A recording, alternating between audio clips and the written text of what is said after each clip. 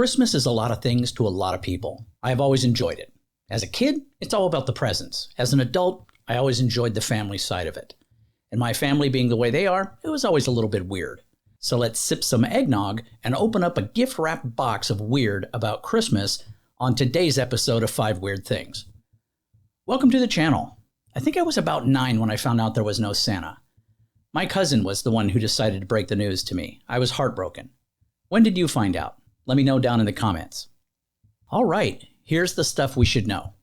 Christmas is an annual festival commemorating the birth of Jesus Christ, observed primarily on December 25th as a religious and cultural celebration among billions of people around the world.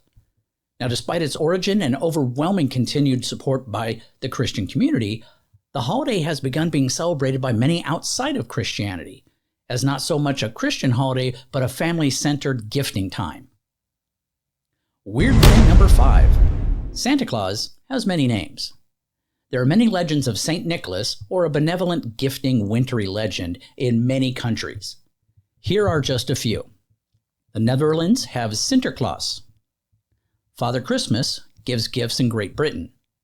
Père Noël does the same thing in France. In Germany, St. Nicholas has had many names including Klausbur, Burklaus, Rauklaus, Bullerklaus, and Sunderklaas, although Father Christmas is becoming much more popular in modern times. And in the United States, the Dutch settlers Sinterklaas evolved into Santa Claus. Weird thing number 4. The Christmas Truce, 1914, World War I. Perhaps one of the most famous instances of an unofficial ceasefire during Christmas occurred during World War I in 1914. British and German troops along the Western Front initiated a spontaneous truce on Christmas Eve. Soldiers from both sides sang carols, exchanged gifts, even played football, soccer, in no man's land. This temporary cessation of hostilities highlighted the shared humanity of soldiers caught in the midst of a brutal conflict. Weird thing number 3. Ugly sweater parties. The ugly sweater party has become a popular and lighthearted Christmas tradition where participants intentionally wear gaudy, tacky, over-the-top holiday-themed sweaters. The goal is to celebrate the holiday season with humor and a sense of fun, turning the typically unattractive holiday sweaters into a festive and entertaining fashion statement. Now, once at an office Christmas party, one of my company's VPs brought in her entire ugly sweater collection. She handed out several to those of us without ugly sweaters and then put the rest on herself. And then she took them all off one at a time, and she had clothes on underneath, but she took them off one at a time during the Christmas toasts. Altogether, she took off 19 sweaters, and it was just weird. Weird thing number 2. Christmas crimes. Now, while Christmas is typically associated with joy, celebration, and goodwill, there have been some instances where notable crimes occurred during the holiday season. Here are a few examples of famous crimes that happened around Christmas. The Christmas Eve Massacre, 1975. In Eastchester, New York, on Christmas Eve, a man named Ronald DeFeo Jr.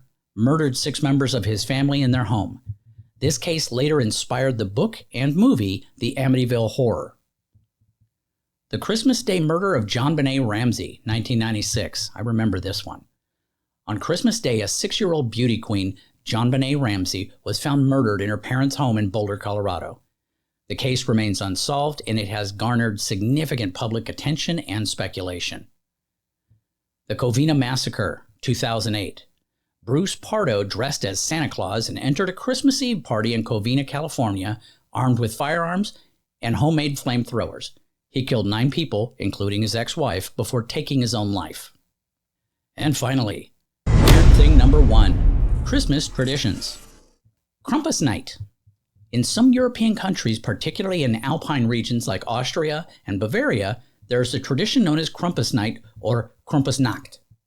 Krampus is a mythical creature described as a horned, anthropomorphic creature who punishes misbehaving children during the Christmas season.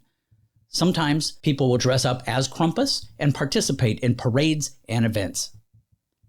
In Catalonia, Spain, there is a unique Christmas tradition involving a character known as Cagatillo, which translates to pooping log in English. Families create a hollow log with a painted face and place it in their homes.